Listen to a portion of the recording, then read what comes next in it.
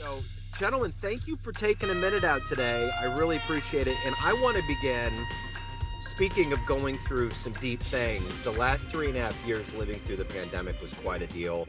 How did you get through the pandemic, and how did it change you now that we've kind of come out and things are opening up? Wow. I'll go. Yeah, and then I'll follow. I don't think it did much for me. So St. Charles County was very open when everything else was closed. My kids went to private school, so that was okay. We had no challenges there. And I've been self-employed forever and had my own office. And so there wasn't a ton that changed in my world. Like I know it did for so many other people, but business didn't stop for us at all. Actually, it was probably the best few years I've ever had in at least one of my businesses. So honestly, it was, I hate to say it, but it was a pretty blessed time for us. Yeah. Because our business has just flourished during that time. But yeah, I mean, it was interesting. St. Louis County to St. Charles County, it was separated by a bridge, obviously, going across the Missouri River there. And I'll never forget the one day I was at a Quick Trip in Bridgeton, which is on the St. Louis side. And it was very, closed off, mask, couldn't get what you mostly get from Quick Trip, nothing like that. And I went 5 miles, and I don't know the reason why I had to stop at another Quick Trip, but apparently I did. And I went to the Quick Trip in St. Charles County, and it was, there was no mask. You could get your hot dog. That people were hugging. It was just a different world just crossing that river. So yeah, That's wild. Wild. That was me. What about you? Yeah, so I was still in the corporate world. Yeah. So worked for a big Fortune 100 company that was a protected industry. So we were all working.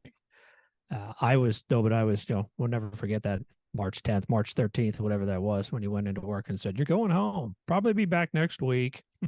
So I was relegated to working from home for those couple of years. But so at that point, I was already had started investing in real estate, looking at some other things. So I was working towards, with the help of, Coach Dustin, to get out of corporate America. And the lockdown and COVID definitely did it for me. So once, I was home for a couple of years, when I went back into the office, and it was still very controlled, it's still masked when you're outside of your office. And that was the one where, I really had enough. I'd had enough just of the corporate world. I'd been in it for a long time, 35 years, but it was a big difference when I went back. It's like, oh, come on, really? Can we just get on with things? So it pushed me much faster. It's like, okay, let's find our exit plan here and get this other business stuff going so we can get out. So probably had a bigger effect on me. Yeah.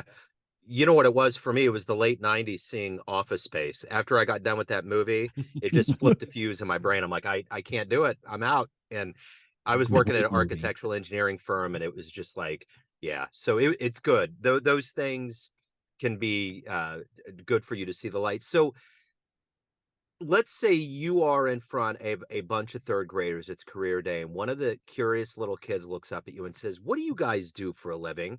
How do you answer that child?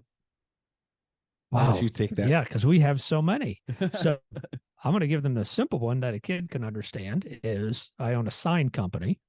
Okay. Dustin and I actually own one together. We're partners in that business.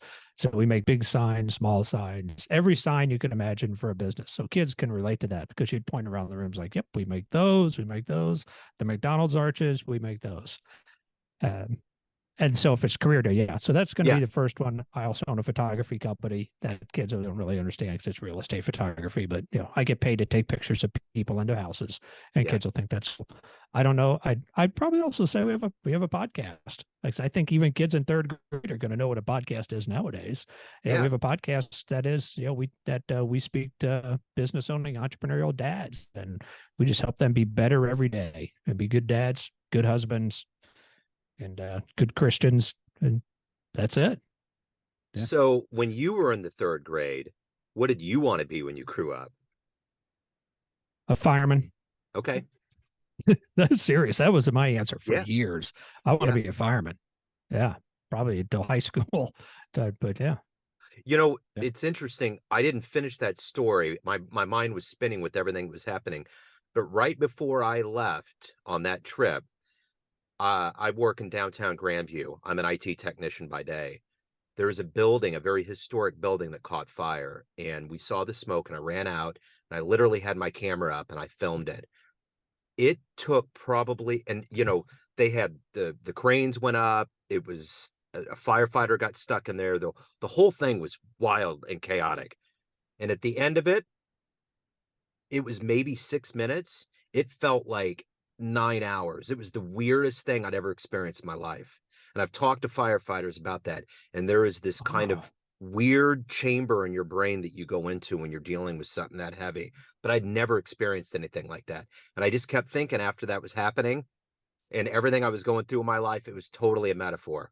It's like when you have to burn grass and you have to like, you have to make things go all the way down so it can regrow. It was, anyway, I was just thinking about that. It was wild before I went to St. Louis that time to see that. So, but how about you? What did you want to be when you grew up? Nice.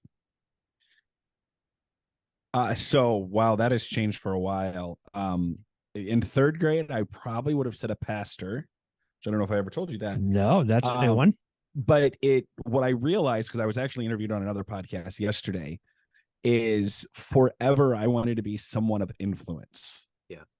And to me, the pastor was somebody who was leading people, who was helping people. That's probably why I went into entrepreneur, but I saw my parents, they were people of influence in their careers. I mean, my mom ran restaurants and bars, but she was the leader of them. She ran the place, that kind of thing. My dad was a psychiatric nurse, but he was a leader in the hospitals he was always at. So it was always influence for me is what I wanted. And at that time, I remember thinking a pastor had that. And of course they do, or at least the good ones do. And it wasn't until much later in my life that, I took heart to the quote that John Maxwell says is leadership is influence, nothing more, nothing less. And that's what I realized it's all about serving and leading other people is what I've really wanted to do forever. I just didn't realize it. So as podcast host, if we take the walls down of what you would conventionally do on your podcast and open it up to any person alive on the planet that you can meet, talk to, interview, and be around, who would that be for you? So people that we want to interview, is that the question? Anybody, anybody any want. dream Willy Wonka golden ticket. I can get this person and I can meet them and I can talk to them. I can pick their brain. I can be around them. And it would be in a format of me interviewing them on a podcast.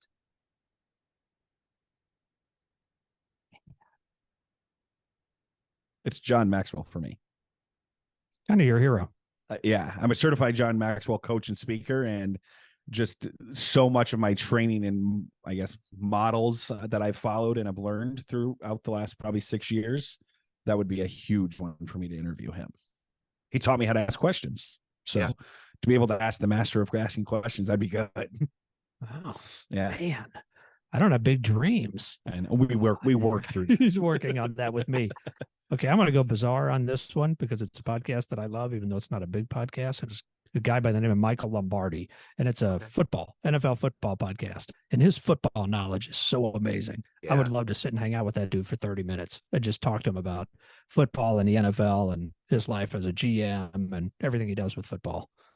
So you guys are opening up a Pandora's box in my mind to St. Louis. When I was going to school for communications, I went to the first annual sports broadcasting camp at the University of Missouri St. Louis in '94. I got a loan out. I went there. Bob Costas, Dan Deerdorf, all the guys were there. And I remember the night before we were going to meet Bob Costas, it was like the second coming. Like we were like, oh my God, everybody's watching Sports Center. No one's sleeping. We're all like, what are we going to do? And it was along those lines of what you're saying with asking questions. Bob was so instrumental for so many people that wanted to get in that industry because of his vernacular and all of that. And the most interesting thing he said, we couldn't record it or have anything to do with what he said, but I always remember the first job that he ever got was a minor league hockey team in St. Louis. And he laid the recorder on the opposite side of the room from where the guy was that was interviewing him so that his voice would carry and boom and have more tenor to it. And he ended up getting the job. That was his first gig. And then, of course, KMOX and all of that kind of happened. But anyway, yeah, sorry, guys. You guys are just taking St. Louis and just blowing it up in my mind. So love it. Love it. We So got to be proud of our little city. yeah, so I guess that's my next question, since we've been really kind of honing in on St. Louis. What do you like the best about living in St. Louis? For me, it's the Cardinals. Cardinal baseball, because that to me represents St. Louis. When I meet people, I always think it's funny. When everybody thinks that when you meet somebody, they know where your hometown is. But when you're from the Midwest and you say you're from St. Louis, Missouri, people don't know if we're on the east side or the west side of the state. They think they can find Missouri on a map, but they're never as familiar with it as you think. But they always know the Cardinals or the Arch. So the Cardinals are just such a staple to me. That's something to always be proud of, that tradition. Legendary. Yeah. For me, I think it would be Anheuser-Busch, even though that obviously changed, but the Busch family and things like that has always been very St. Louis to me. And they have some quirks, but they've done a lot of good for the city. It's funny because I lived in the Illinois side of St. Louis growing up. And then when I moved over here, I moved right into St. Charles County. So I never really considered like St. Louis City or St. Louis home. I consider St. Charles home, but to say St. Louis, I mean, I just say that because people know obviously where that is, but I would think it's much more Kansas City to me, or excuse me, not Kansas City, St. Charles to me. You know what's weird? I've never even considered that for St. Louis. But when you say Kansas City, they're always like, "Oh, how's Kansas today?" It's like Kansas is the natural thing, And we're in Missouri. I mean, there's a Kansas City, Kansas, and a Missouri. But you know what I find so really interesting is both your answers woven together with, Anheuser-Busch and the Cardinals. I don't know that a lot of people realize that Harry Carey was a part of the St. Louis world for a long time, and got into a relationship with an Anheuser-Busch girl and got ran out of town. Yeah. Right. So yeah. I think outside of St. Louis or Chicago, nobody would know the Harry Carey story. Harry Carey was on the air here, for years. He was the voice of the Cardinals with Jack Buck. Absolutely. And there was inappropriate relationship with a lady. Yeah, and I still can't believe that guy, with all of the booze that he took down, could be coherent up there in that box. Because when I grew up, it was the Atlanta Braves on TBS, and it was the Cubs on WGN. And that was our conduit. And even above and beyond the Royals and anything else, those were the teams. And every time Harry was up there, I always used to think when I was a kid, when he starts singing the seventh inning stretch, he's going to come tumbling out of there one day. He's going to have one too many Anheuser-Busch's, and it's going to be over with. That's funny. So, but it was iconic. So what is the motivation for you guys? Every day you wake up, you have a mission, you have a dream, you have things you want to get done, both professionally and personally. What is that motivation for you to be who you are, respectively, and as a duo? So for me, my motivation is what I want. I want to be better tomorrow than I am today. And the reason why is because I want to show other people that they can be the same. That's the whole thing with our movement, the Balanced Business Dad and the mastermind we have, the Dad Up Council. It's society, in my opinion, has brought a lot of us down. And for the business dads out there, they have such a place on my heart. And I want to let them realize that there's a conduit and we can raise everyone up and all ships raise together. Yeah. So that's kind of my motivation. And, the duo, this all started because I was using, and I will use the word use, RJ as a mentor in my life, and he didn't even know it. But he's 20 years my senior. He has a marriage of 35 years. He has kids that are good members of society. And I'm like, oh, I want that. Yeah. So let me follow that. And I was using him for that. Now I have great parents and everything like that modeled it as well. But someone that we were friends at work, and then I started coaching him in real estate. I was using him because he has done what I want to do. So that's kind of where this duo came from. It is. Yeah. Yeah. And my motivation, beside the other companies that we have, this one that you see the picture behind, that's Business Dad, the Dad Up Council.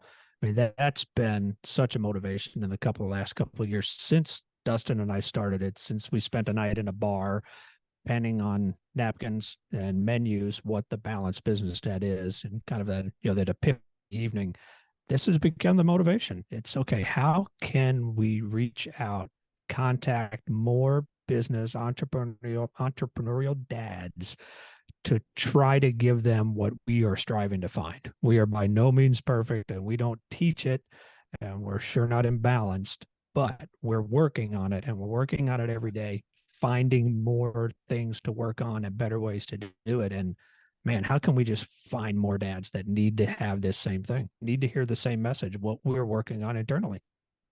And it's fun. So yeah, yeah, that's I get kind it. of it. The one thing that kind of hit me off to what you guys are doing is, I've always been a very dedicated dad, and I have a son who's on the autism spectrum, and it's only increased and ramped me up. He's 8, he's going to be 19 this week, and I always am baffled because I really go out of my way, and I have my whole life to do a lot of things as a parent, and I happen to be a dad, is just how the media and movies and everything portrays dads as buffoons.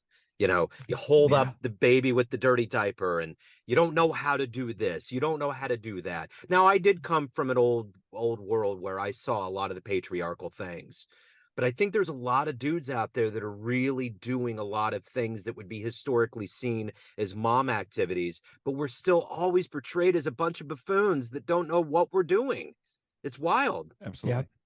Yeah, it is. And we talk about that we want to grow these guys as the modern man. And to us, a modern man is, we're masculine. We're the leaders in our house, leaders in our faith, leaders of our family. Our kids rely on us. Our spouses rely on us for that leadership, for knowledge, and for wisdom. Yet we're modern. We're sensitive. We're not carrying a shield and a sword and wearing a Spartan helmet. That's not what the balanced business dad is. Although there's plenty of groups that do, and there's some great groups, but that's not us. But we think that modern man is. He's strong. He's a leader. He's not ashamed to be a leader, but yet also, has that, can be sensitive to your wife, to your kids. And we'll also do the dishes, and we'll also give the kids a bath, and everything that what it's like to be a parent. Yeah, but not be a buffoon. The modern, the way we are portrayed. Yeah. That's just, we're masculine. We are not afraid to be a masculine dad. Yeah. Right. Yep. Have that balance for sure. So at the end of the day, everyone out there has a perception of you, family, friends, clients, colleagues, but you all ultimately run the show. What's your perception of you? Who do you think you are? I'm the funny one. that's I think how people perceive me. Oh, that's the funny guy, the nice guy. Yeah. And a good guy too, good dad. But it's funny, somebody say, hey, what's that first perception? It's like, oh yeah, that's the funny nice guy. Funny guy. Yeah. So yeah. Resilient, I think, is what people know me as. I failed a whole lot in life, on a daily basis, but I go through it and I push through it, and I still go. So this is why we balance. He has answers like that, and I'm not that deep. Which, by the way, I would have called you stable. Oh, stable. Yeah. Oh. See? And when you're 60, that's probably almost an insult. Yeah. He says stable, I hear boring, but it is. But you know what? He's right. It's stable. I've had a very stable career, stable marriage. Yeah, that's true. But if you're going to be a funny guy, you got to have very stable dad jokes. You know what I'm saying? It's got to happen. You got to do it. Yeah. Yeah. So, best advice you've ever gotten in your life? Oh, I got a good answer for this one too. Oh, you're gonna go first then, because I never have good ones. It takes me a while to think of my great advice. Fail forward and fail fast. Okay. Yeah, gotta fail. It's the only way we learn. Yeah. If we're not failing, I don't know if we're learning. Yeah. So, fail forward and fail fast. Wow. Yeah, mine is just work hard, suffer through it now, so you don't suffer later. We were just talking about that today. It's you're either going to suffer with the training now and working hard now, or you're going to suffer later with regret. It's one or the other. Either way, there's going to be a letdown. So do it now. Be ready. Work hard. I used to always hear in high school that when you do your homework, do the rough stuff first, get it out of the way, and then enjoy the gravy at the end. Just sop it up with the bread. So let me ask you this. We're going to end this on a good high note, a very St. Louis note, hopefully. If you could get into it, we get off the call here, a time machine, the DeLorean pulls up in front of your place, You can get in and go in the history of sports, probably more specifically Cardinals, but it can be anything in the annals. You go to one game, one moment, you can see with your own eyes. Where are you going? Man, and I don't know that year, but I'm going to go Bob Gibson pitching in the World Series in whatever that was, maybe 67, 68, when he just Yeah. totally dominated. They changed the rules of baseball the following year by lowering the pitching mound 6 inches because of Bob Gibson's year. I'm going to say so late 60s. Okay. Man, to see him throw at Busch Stadium one of those games. Yeah. So it will not be Cardinals baseball for me because I'm not even a baseball fan. I got you. But to me, sports is the 90s era of the Bulls. Yeah. So watching Jordan, in either the 6th time or whatever time it was, and I don't have a specific game by any means, but that was sports to me, is the 90 era Bulls. So I grew up in a little town called Liberty, which is north of here. I know well. Yep. Okay. So Maple Woods was a little community college tucked back in the back, and no one really went there or thought about it. It was before, anybody really thought about community colleges. They would go to universities. And there was this kid that went there that people talked about. And I still remember it. And his name was Albert Pujols. He went to Maple Woods Community College, and they said that kid would rocket the ball out of that park. He went to Fort Osage High School. People used to talk about it. I still run into people that were like, have you seen this kid? And every time I see him, what happened to his career? I'm like, that kid went to Maple Woods Community College. It's so weird. That's funny. That's awesome. I love that. It's totally awesome. We still talk about the sound that ball made leaving his bat was just different. I mean, when he came up to bat, you just knew it. Okay, you have a good chance he's going to hit a home run. That's right. And man, when he connected, it was the same. We said the same thing when McGuire was here too. Totally different sound when men like that hit a ball. Yep. I remember before he got really beefed up and he was playing for the A's, I remember getting a card signed by him at Royal Stadium. That was a pretty big deal back in the AstroTurf days and living off of that 85 win. So, if anyone out there wants to get in touch with you, reach out, learn more about you, the Balanced Business Dad, where do they go?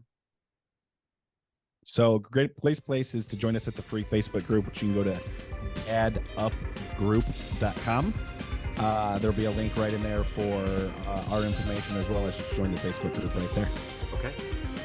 All right. Best place to continue the conversation. That's where you can find us every day. All right, gentlemen. Thank you so much. Send my best to St. Louis. Best of luck with everything. Absolutely. Thank you. Thank you so much. Thanks, Joe. Yes, sir.